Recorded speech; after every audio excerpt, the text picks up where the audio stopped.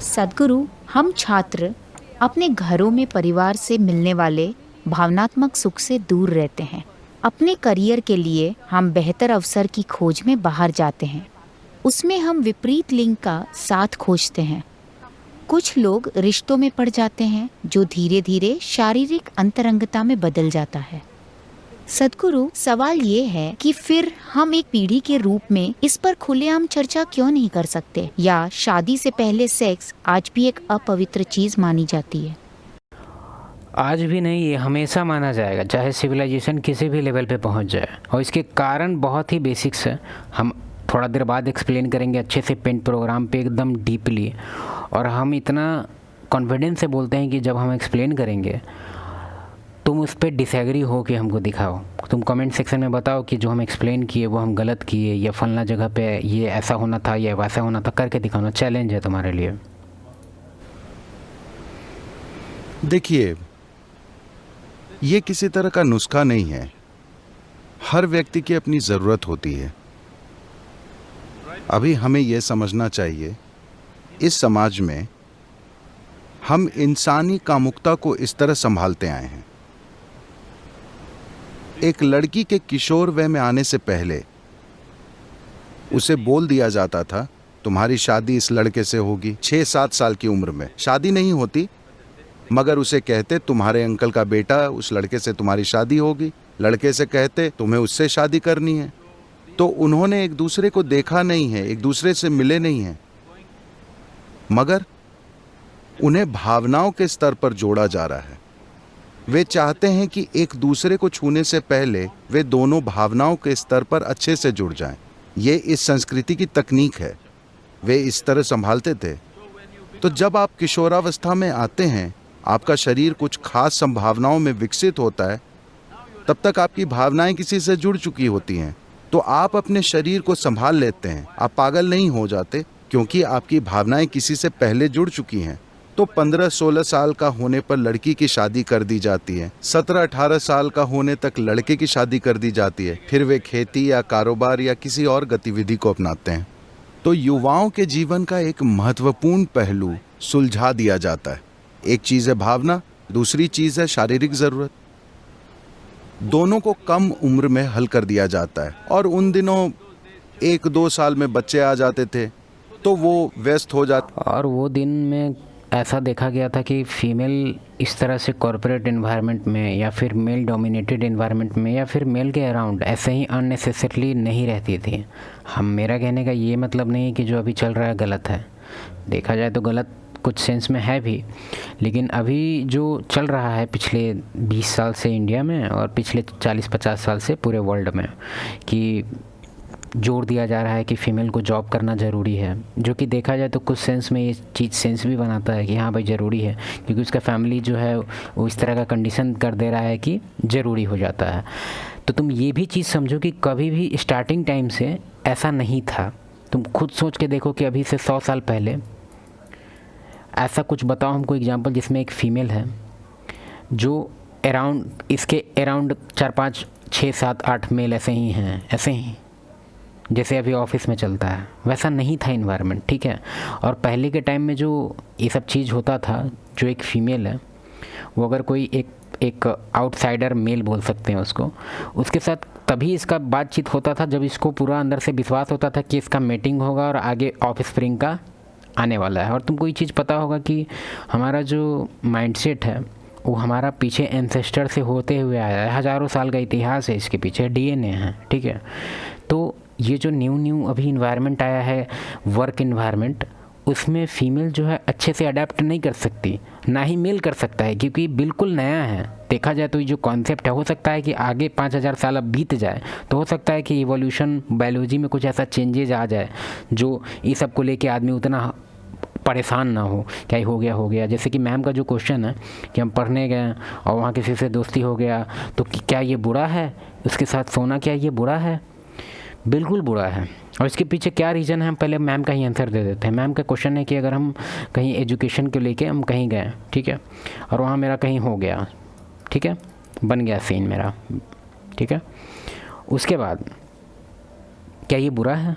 बिल्कुल बुरा है। कारण है इसके पीछे बुरा होने का, जो फीमेल है बायोलॉजिकली जो उसका डिज़ाइन किया गया था वो इस लेवल पे डिज़ाइन नहीं किया गया था कि उसको एक ही लाइफ में कम से कम 20 मेल या 30 मेल के अराउंड रहना है, या ऐसा कुछ जो सिनेरियो अभी चलता है एजुकेशन को लेके, जो कि मेरे हिसाब से उतना बुरा भी नहीं है, ठीक है, वो ऐसा नहीं था।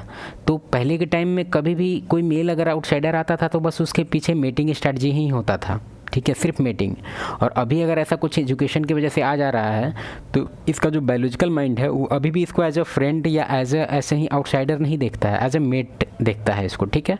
और तुमको पता है कि ये जो मेट है ये मेट नहीं है, ये एज अ फ्रेंड है, और ये लोग कैजुअल कर रहे हैं, हुकअप कर रहे हैं, ये कर रहे हैं, वो कर रहे हैं।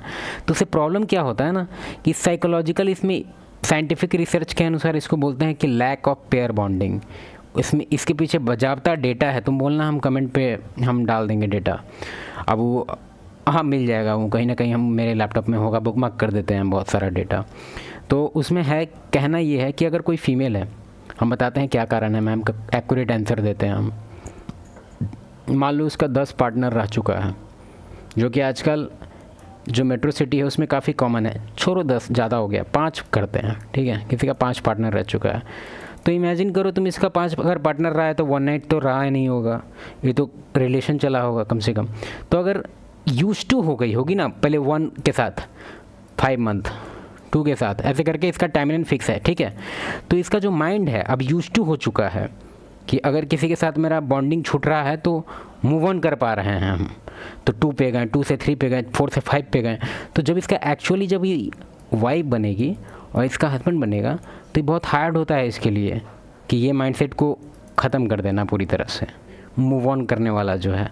तो पेयर बॉन्डिंग का जो इसका क्षमता है वो ख़त्म हो जाता है अगर इसका ज़्यादा पार्टनर रह चुका है या फिर ज़्यादा बॉडी काउंट है जिसको बोलता है, तो पेयर बॉन्डिंग की क्षमता ख़त्म हो जाती है और इसीलिए बोला जाता है कि ये बुरा है। अब तुम बोलेगा कि अच्छा तो मेल में ऐसा है क्यों नहीं है? मेल में ऐसा नहीं है, मेल में ऐसा नहीं है। मेल के पीछे क्या कारण है बताते हैं। मेल चीटिंग और फीमेल चीटिंग दोनों अलग अलग है, बहुत अलग अलग है। तुम ये चीज़ रियल लाइफ में भी देख सकता है कि जो तुम अपने फ्रेंड वगैरह को देखा होगा जो मैरिड है और आसपास कहीं कहीं कभी कभार तुम लोग का होता है पार्टी, लेकिन कभी भी वो चीज़ उसके फैमिली में इम्पैक्ट नहीं करता है। तुम बोलेगा करता होगा, तुमको क्या पता, तुम उसके फैमिली से नहीं है, नहीं करता है। लेकिन अगर कोई फीमेल कर देती है ना किसी के साथ एक बार भी, मतलब मैरिज में रहते हुए आउटसाइड के साथ एक बार भी, तो इसका जो होल मैरिज का जो कॉन्सेप्ट है ना वो डिज़ोल्व होने के कगार पे आ जाता है, एक तरह से डिस्ट्रॉय हो ही जाता है।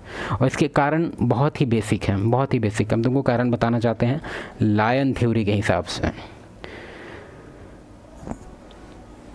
क्योंकि देते हैं लायन थ्योरी के हिसाब से फीमेल फीमेल फीमेल फीमेल। तुमको पता है कि लायन कल्चर में क्या होता है, मल्टीपल फीमेल के साथ मेट करता है ये लोग, ठीक है। ये कब कब कब कब बढ़ गया, एक आउटसाइडर लायन आया, जल्दी जल्दी समझाते हैं, जल्दी जल्दी ग्रास्प करो। एक आउटसाइडर आया और इसका जो फाइट होगा तो तुम्हारे सिविलाइजेशन माइंड सेट के हिसाब से क्या होना चाहिए, तुमको पता है कि ये लोग भी कैपेबल होता है फाइट के, तो कम से कम 5v1 होना चाहिए था। क्यों? क्योंकि ये लोग 5 है, ठीक है। ऐसा नहीं होता है, नेचर इसको डिज़ाइन ऐसे नहीं किया है। नेचर डिज़ाइन किया है कि अगर ये वीक लायन होगा और 5v1 करके अगर तुम इसको बचा लिया तो हो सकता है ये वीक है, तो हो सकता है इसका बच्चा भी बीमार हो, या सब होगा, कब सब कमज़ोर आएगा, तो हो सकता है इसको छोटा मोटा कुत्ते भी लाई मार दे। तो इसलिए बायोलॉजी इसको एकदम फोर्स करके रखा है फीमेल सबको कि बिल्कुल फाइट में तुमको इन्वॉल्व नहीं होना है। तो 1v1 होता है यहाँ पर, ठीक है। 1v1 में अगर ये जीत गया तो इसको बोला जाता है कि फर्स्ट स्टेज आप पार कर लिए, जो कि 1v1 था, पार कर लिया। सेकंड स्टेज क्या? सेकंड स्टेज है एलिमिनेशन। तो बोलेगा एलिमिनेशन किस चीज़ का? तो फर्स्ट स्टेज तो 1v1 पार हो गया, तो मतलब ये आउटसाइड ये जो लायन था यहाँ घर का वो भाग गया बाहर, या मरा, या तो ऊपर गया नहीं तो बाहर गया। Second elimination, elimination of what? Elimination of this small cows, ठीक है, देखा होगा तुम। और उसमें फीमेल अपोज भी नहीं करती है, कहती है कि हाँ मारो मारो कोई दिक्कत नहीं, ठीक है। Second stage completed, first stage completed. Third stage क्या है? थर्ड स्टेज है प्रोक्रिएशन, नया मेल के साथ जो बाहर आउटसाइडर था। और खुशी खुशी लोगों को बहुत मज़ा आता है, तुम देखिएगा अजीब लगेगा तुमको।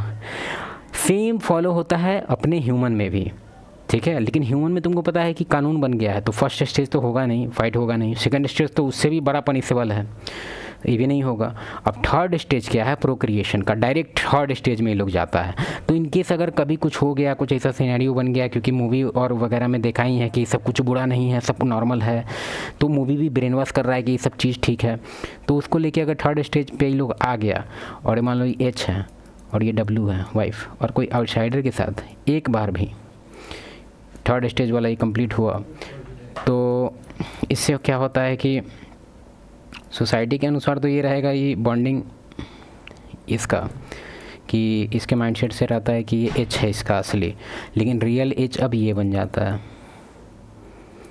रियल हस्बैंड बाहर वाला आउटसाइडर बन जाता है। तो इसका माइंड पूरी तरह से एक्सेप्ट कर लेता है एज अ न्यू हस्बैंड, और ये ओल्ड वाले को भले ही हटाएगी नहीं क्योंकि सोसाइटी वगैरह का प्रेशर, लेकिन एक तरह से इसका जो माइंड है वो पूरी तरह से एक्सेप्ट कर लेता है इसको एज अ न्यू हस्बैंड।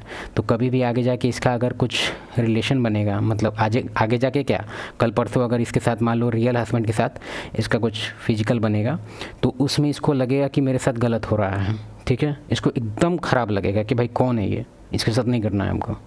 और आउटसाइडर के साथ इसका एकदम बढ़िया फील होगा, क्योंकि बायोलॉजिकली अब उसका हस्बैंड कोई और हो चुका है।